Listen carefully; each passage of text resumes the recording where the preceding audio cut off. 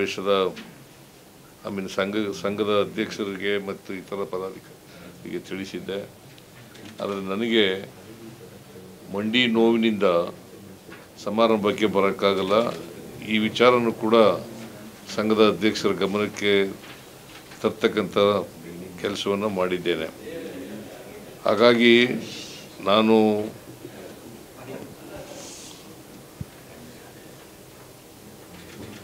ನಿಮ್ಮ ಸಮಾವೇಶ ಯಶಸ್ವಿಯಾಗಲಿ ಅಂತೇಳಿ ಹಾರೈಸ್ತೇನೆ.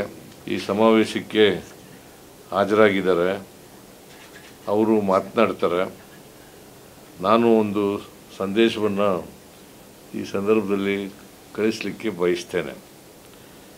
2018ರಲ್ಲಿ 6ನೇ ವೇತನ ಆಯೋಗ ಜಾರಿಗೆ ತಗೊಬಂತೀವಿ ನಮ್ಮ ಸರ್ಕಾರ.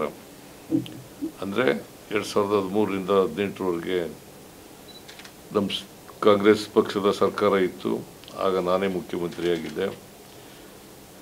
ಆ ಸಂದರ್ಭದಲ್ಲಿ 30ರಷ್ಟು ವೇತನದಲ್ಲಿ ಹೆಚ್ಚಳವನ್ನು ಮಾಡಿದವು.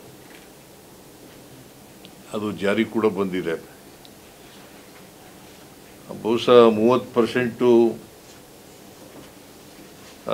ವೇತನದಲ್ಲಿ ಹೆಚ್ಚು ಮಾಡಿರ್ತಕ್ಕಂಥದ್ದು ಭಾಳ ವಿರಳ ಅಂತೇಳಿ ನಾನು ಭಾವಿಸ್ಕೊಂಡಿದ್ದೇನೆ. ಆಮೇಲೆ 2024ರಲ್ಲಿ 7ನೇ ವೇತನ ಆಯೋಗ ಜಾರಿಗೆ ತಂದು 27.5% ವೇತನದಲ್ಲಿ ಹೆಚ್ಚಳವನ್ನು ಮಾಡಿದ್ದೇವೆ. 2015ರಲ್ಲಿ ಸರ್ಕಾರಿ ನೌಕರರು ಹಾಗೂ ಅವರ ಕುಟುಂಬದವರಿಗೆ 7 ಗಂಭೀರ ಕಾಯಿಲೆಗಳಿಗೆ ವೈದ್ಯಕೀಯ ಚಿಕಿತ್ಸೆ ನೀಡುವ ಉದ್ದೇಶದಿಂದ ನಗದು ರಹಿತ ಜ್ಯೋತಿ ಸಂಜೀವಿನಿ ಯೋಜನೆಯನ್ನು ಜಾರಿಗೆ ತರಲಾಯಿತು. ದಿನಾಂಕ 1/4/2006ರ ಪೂರ್ವದಲ್ಲಿ ಹೊರಡಿಸಲಾದ ನೇಮಕಾತಿ ಅಧಿಸೂಚನೆಯನ್ವಯ ಆಯ್ಕೆಯಾಗಿ ತದನಂತರದಲ್ಲಿ ಸರ್ಕಾರಿ ಸೇವೆಗೆ ಸೇರಿದ 11,500 ಸರ್ಕಾರಿ ನೌಕರರನ್ನು ಹಿಂದಿನ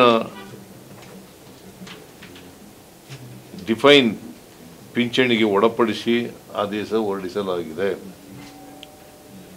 ಸಮಗ್ರ ಸಂಬಳ ಪ್ಯಾಕೇಜ್ ಖಾತೆ ತೆರೆಯುವ ಸರ್ಕಾರಿ ನೌಕರರು ಹಾಗೂ ಅವರ ಕುಟುಂಬ ಸದಸ್ಯರಿಗೆ 1 ಕೋಟಿ ವಿಮಾ ಮೊತ್ತ ಹಾಗೂ ಕಡಿಮೆ ಬಡ್ಡಿ ದರದಲ್ಲಿ ಸಾಲ ಸೌಲಭ್ಯ ಸೇರಿದಂತೆ ನೌಕರರ ಹಿತಾಸಕ್ತಿ ರಕ್ಷಿಸುವಂತಹ ಯೋಜನೆಯನ್ನು ಜಾರಿಗೆ ತರುವ ಉದ್ದೇಶದಿಂದ ಈಗಾಗಲೇ ಸಚಿವ ಸಂಪುಟದ ಅನುಮೋದನೆ ಪಡೆದಿದ್ದು, ಶೀಘ್ರ ಸರ್ಕಾರಿ ಆದೇಶ ಹೊರಡಿಸಲಾಗುವುದು.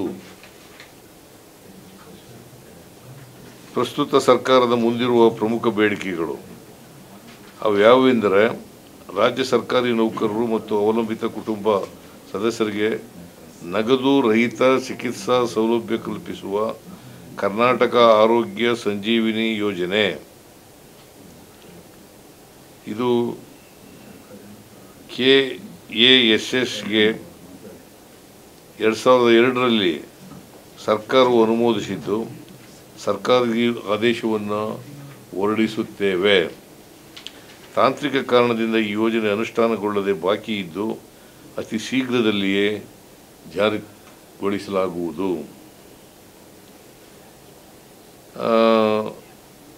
NPS ರದ್ದುಪಡಿಸಿ OPS ಮಾಡಬೇಕು ಅಂತಕ್ಕಂಥದ್ದು ಒಂದು ಬೇಡಿಕೆ ಇದೆ.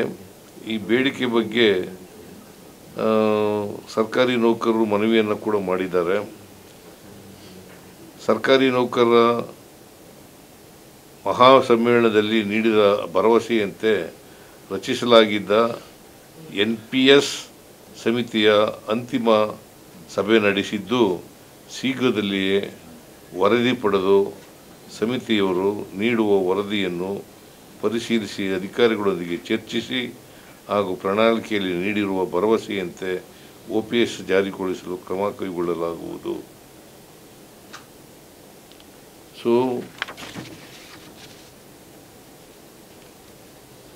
ನೀವು ಸರ್ಕಾರಿ ನೌಕರರು, ಕೊನೆಯಲ್ಲಿ ನಿಮಗೆ ಒಂದು ಮಾತನ್ನು ಹೇಳಲಿಕ್ಕೆ ಬಯಸ್ತೇನೆ. ಸರ್ಕಾರಿ ನೌಕರರು ಜನಸಾಮಾನ್ಯರಿಗೆ ಸ್ಪಂದಿಸುವ ಕೆಲಸ ಮಾಡಬೇಕು. ಸರ್ಕಾರದ ಯೋಜನೆಗಳನ್ನು ಸಾರ್ವಜನಿಕರಿಗೆ ತಲುಪಿಸುವ ನಿಟ್ಟಿನಲ್ಲಿ ನೌಕರರು ಪ್ರಮುಖ ಪಾತ್ರ ವಹಿಸಬೇಕು. ಈ ಎರಡು ಪ್ರಮುಖವಾದಂಥ ವಿಚಾರಗಳನ್ನು ನಿಮ್ಮ ಬಳಿ ಪ್ರಸ್ತಾಪ ಮಾಡಿ ನನ್ನ ಈ ವಿಡಿಯೋ ಕಾನ್ಫರೆನ್ಸ್ ಮಾತುಗಳನ್ನು ಮುಗಿಸ್ತಾ ಇದ್ದೇನೆ. ನಿಮ್ಮೆಲ್ಲರಿಗೂ ಶುಭಾಶಯಗಳು. ನಿಮ್ಮ ಸಮಾವೇಶ ಯಶಸ್ವಿಯಾಗಲಿ ಅಂತೇಳಿ ಮತ್ತೊಮ್ಮೆ ಹಾರೈಸಿ ನನ್ನ ಮಾತುಗಳನ್ನು ಮುಗಿಸ್ತೇನೆ.